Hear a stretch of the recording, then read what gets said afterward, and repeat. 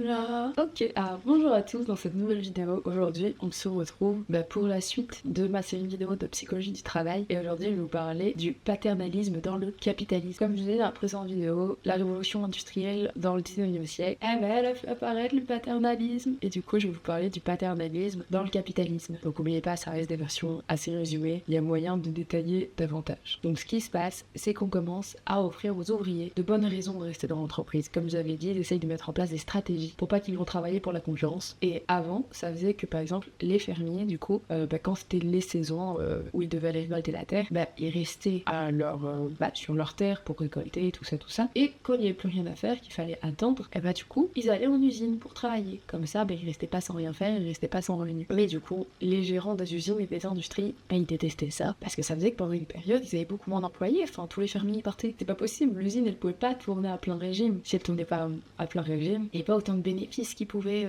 rentrer parce qu'ils produisaient pas assez. Donc, il fallait trouver des trucs pour les faire rester. De là sont apparus des corons. Je sais qu'en Belgique, on en a vraiment pas mal. Je pense qu'en France aussi, en fait, il y en a pas mal parce qu'il y a une chanson en mode c'était les mineurs de fond. Je pense, ouais, c'était les corons. Au nord, c'était les corons. La terre, c'était le charbon. Voilà. Donc, pour faire rester les employés, on a eu du coup l'apparition des corons. Qu'est-ce que les corons, vous allez me dire? C'était des mini-villes relativement autonomes qui se développaient du coup à côté des mines. Comme ça, les employés n'étaient pas loin de leur lieu de travail. Et ces petites villes, en fait, elles étaient quasiment autonomes. Enfin, on pouvait tout trouver. Ce qui donnait aux ouvriers un cadre favorable de vie tout au long de l'année. Les avantages de ces corons, en fait, c'est que les ouvriers, du coup, recevaient chacun une habitation pour toute leur famille. Et il y avait des tas d'avantages à vivre là, parce qu'en plus de recevoir la maison, les enfants étaient envoyés à l'école. Mais du coup, vu qu'ils étaient pas loin, vous voyez, on les envoyait à l'école pour qu'ils viennent vite travailler à l'usine. Comme ça, eux aussi à leur tour, aller mettre leur famille dans une de ces maisons-là, aller rester en plus près de leur famille et tout le monde allait venir travailler à l'usine. Voilà, on restait dans le domaine familial comme ça. Il y avait des espaces de santé, on commençait à mettre en place un système de soins. Les lieux de culte étaient là, il y avait des églises et il y avait même des espaces pour les mosquées. Comme ça, les ouvriers étaient encore plus tentés parce que du coup, ils pouvaient pratiquer leur religion. Parce que je vais pas vous faire ce cours d'histoire-là, mais n'oubliez pas que dans plusieurs pays, on a été chercher de la main-d'œuvre, qu'on a été la réquisitionner dans d'autres pays. Voilà. Je ne vais pas vous faire un petit dessin, je pense que vous pouvez trouver des jolies informations sur internet sur quelle main-d'œuvre on a été chercher. Voilà.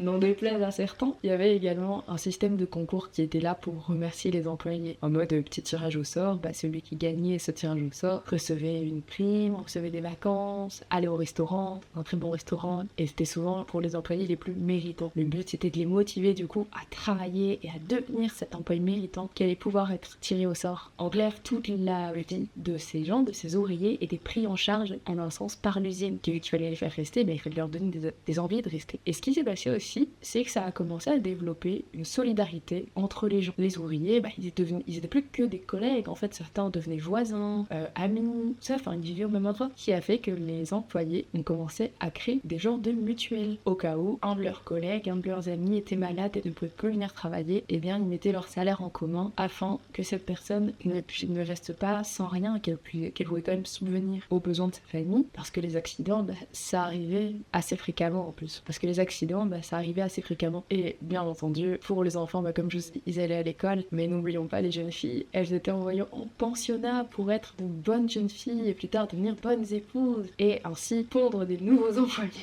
C'est horrible la façon dont je c'était le mood de l'époque, quoi. Voilà. Il fallait des employés pour les usines. Et pourquoi on dit que c'est l'apparition du paternalisme dans le capitalisme? C'est parce qu'en fait, le patron de l'usine, c'était un peu le père de tous ses employés. Parce que c'est lui qui fournissait du coup à ses employés tous ses avantages. Il était là pour subvenir à leurs besoins comme le ferait un bon père de famille, bien sûr, sur le papier. Et toutes ces choses, elles contrebalançaient du coup avec le travail pénible qui avait lieu dans les mines. Et comme je vous ai dit, il y a eu une vague d'immigration. On a bien sûr été chercher des gens pour venir les faire travailler dans nos usines. On se retrouve le Maroc, l'Italie, le Portugal, il y a quoi d'autre comme pays? Il y a plusieurs pays d'Afrique aussi. J'ai oublié les noms, je les ai pas tous sur ma feuille. Mais voilà, pour vous donner une idée. Et ce rassemblement, du coup, dans les corons, a également entraîné beaucoup d'identification à l'usine et à la solidarité entre les travailleurs. Parce qu'ils ont l'impression de tous faire partie d'une même et grande famille. Donc ils développent de l'attachement. Mais avec tout ça, il y a aussi, bien sûr des effets très négatifs. On a aussi vu apparaître le travail des enfants dans ces usines. Si vous voulez savoir, les lois concernant le travail des enfants, elles sont extrêmement récentes. Si vous êtes dans mon cas, vous avez probablement déjà entendu un de vos parents dire que lui, il travaillait déjà à cet âge-là quand vous étiez petit. Dans le sens où je sais que mon papa, moi, avait commencé à travailler à 13 ans, je pense, 12-13 ans. Alors que légalement, moi, j'ai pas le droit de travailler avant mes 16 ans, voire 15 ans et quelques mois. Je pense que c'était 15 ans, 3 mois, un truc du genre. Moi, je sais pas si vous entendez ma voisine qui rigole. Bah, j'espère qu'on l'entend pas trop. Je l'ai déjà dit que quand elle criait ou quand elle parlait très fort, moi, j'entendais tout. Et l'isolation, c'est pas trop ça ici. Hein. Ah, ça va me déranger si elle fait ça, parce que j'ai du mal à parler quand quelqu'un d'autre parle en même temps que moi.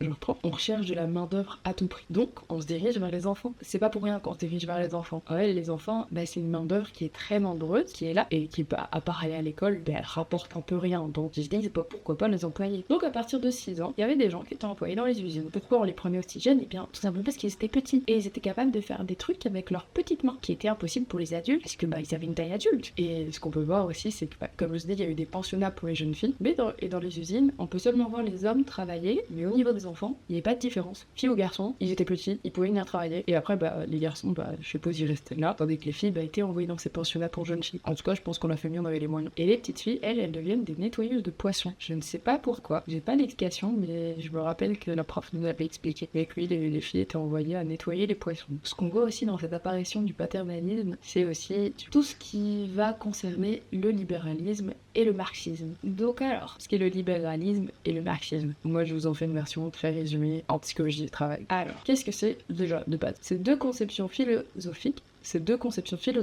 qui sont très contrastées, mais qui se rejoignent sur l'importance du travail. On a Adam Smith, qui est le père du libéralisme, qui pour lui, l'argent permet le bonheur. Donc plus on travaille, plus on a d'argent, plus on est heureux. Et plus on est heureux, mieux on travaille, et on est donc un meilleur individu. Et on est donc meilleur pour la société. Parce que comme je vous l'ai dit, bah, à ce moment-là, si on est une personne qui travaille, on est une bonne personne. Mais ça, dans une vidéo précédente. De l'autre côté, on a Karl Marx est le père du marxisme. On pourrait dire que ça ressemble au communisme, parce que Karl Marx était communiste. Donc pour lui, l'argent, c'est une fonction sociale. Nous sommes humains grâce au travail, et par rapport à ce que le travail permet d'exprimer. Mais nous sommes également aliénés par le travail, car seuls les riches y gagnent dû aux inégalités. Donc en clair, c'est dans notre nature de travailler, il nous permet de nous exprimer, mais en même temps, il nous aliène parce que, bah, il y a que les riches qui gagnent quelque chose, et nous, on ne gagne rien parce qu'on est pauvre. Enfin, je me classe dans les pauvres parce que je ne suis pas riche. Tout simplement, je bord à côté étudiant que je suis pas riche. J'ai de la chance, j'ai des privilèges, mais je ne suis pas riche. Et Karl Marx va du coup créer le mouvement de la lutte ouvrière. Mais attention, il a jamais dit d'arrêter de travailler. C'est toute la nuance. Pour lui, il faut continuer de travailler, mais il faut lutter quand même contre lui. Et je vais m'arrêter là pour cette vidéo. Bon, j'espère qu'elle vous a plu, et on se retrouve dans une prochaine vidéo. Celle-là, elle était un peu plus longue que les autres. Alors, j'ai tout mis d'un coup. Mais je vous dis à la prochaine. Vous connaissez le truc, et salut!